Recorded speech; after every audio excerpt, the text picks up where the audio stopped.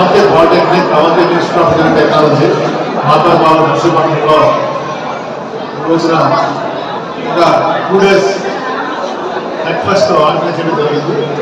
దీంట్లో యాక్చువల్గా diploma students చాలామంది పార్టిసిపేట్ చేయడం జరిగింది. ఈ అవంతి కాలేజీలే కాకుండా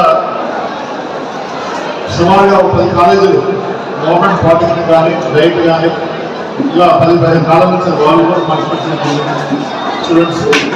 టోటల్గా ఒక 100 ప్రాజెక్ట్స్ ఇక్కడ మనకి వాళ్ళు ఎగ్జిక్యూట్ చేశారు స్టూడెంట్స్.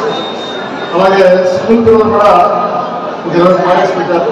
డిఫరెంట్ స్కూల్స్ నుంచి మొత్తం 120 ప్రాజెక్ట్స్ వరకే పెట్టడం జరిగింది. అంటే చిన్నప్పుడే వాళ్ళటువంటి ఒక సృజనాత్మకమైన క్రియేటివిటీని ఎంకరేజ్ చేయడానికి ఈ 2 days టెస్ట్ ఉపయోగపడుతుంది.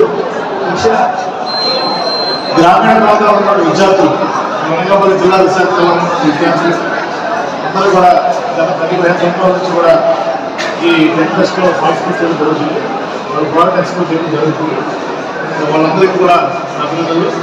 అలాగే ప్రిన్సిపల్ గారు, స్టాఫ్ గారు అందరూ కూడా వాళ్ళ నుంచి తీసుకుని వారికి కూడా ధన్యవాదాలు.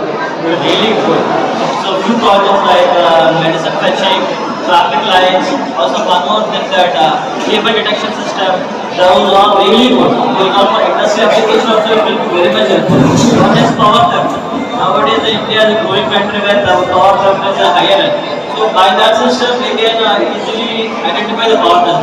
What is the normal child saving system? That was also really good. These sort of young minds are giving good projects. It can be applicable for all over India, which will be benefit for the organization, also for the nation. One is women saving, one is power saving. Totally, our economy will be growing up.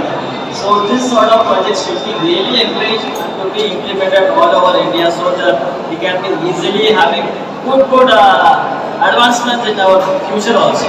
So we need to ఈ ఎగ్జిబిషన్లో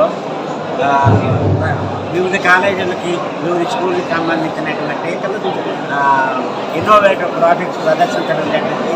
ఈ ప్రాజెక్టులో ముఖ్యంగా electronic based projects and సిమిలర్గా mechanical based and IoT based projects అన్ని చూడడం జరిగింది.